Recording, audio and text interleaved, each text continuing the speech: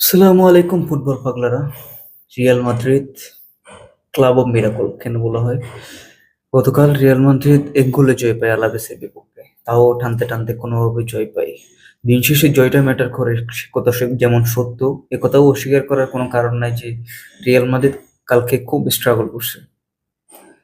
এমবাপ্পের একটা red card, Mbappe সর্বশেষ 4 ম্যাচে কোনো গোল পায় নাই, কোনো অ্যাসিস্ট পায় নাই, একটা রেড কার্ড, 6 এর আশেপাশে রেটিং, এভারেজ রেটিং। সব মিলিয়ে রিয়াল মাদ্রিদের জন্য যে খুব একটা ভালো দিন যাচ্ছে এমন না, তবে রিয়াল মাদ্রিদ কোনোভাবে কালকে ম্যাচটা বের করছে, 3টা পয়েন্ট সিকিউর করছে। স্টিল বার্সেলোনার সাথে 4 পয়েন্টের ব্যবধান।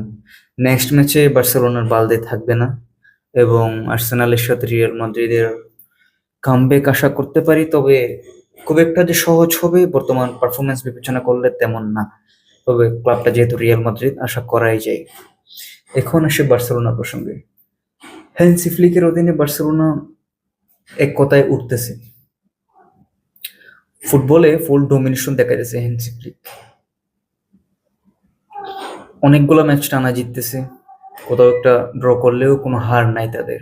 এক কথায় অসাধারণ। আর বার্সেলোনার অফসাইড ট্র্যাপের কথা কি আর বলবো, এ পর্যন্ত 30টা গোল বার্সেলোনার রেকর্ড, যে 30 গোল বার্সেলোনার বিপক্ষে ওপোনেন্ট গোল করার পরেও গোল বাতিল হওয়ার সংখ্যা হচ্ছে 30টা, তাও অফসাইডের কারণে।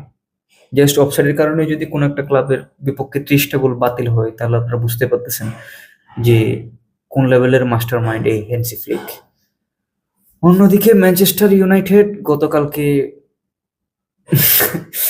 এক গোল হজম করে এক গোল দিয়ে কোনোভাবে সমতায় ফিরে পরে আবার আল্লাহ তালার অশেষ রহমতে চারটা চারটা গুনে গুনে এক হালে গোল খায়, 1 2 3 4 করে 4টা গোল হজম করে ম্যানচেস্টার ইউনাইটেড নিউক্যাসল ইউনাইটেডের পক্ষ থেকে। এটা কি মানা যায় কোনোভাবে? ম্যানচেস্টার ইউনাইটেড মতো দল, গার্নাচো কি এক অসাধারণ গোল করলো, এরপরে গুনে গুনে 4টা খাইলো।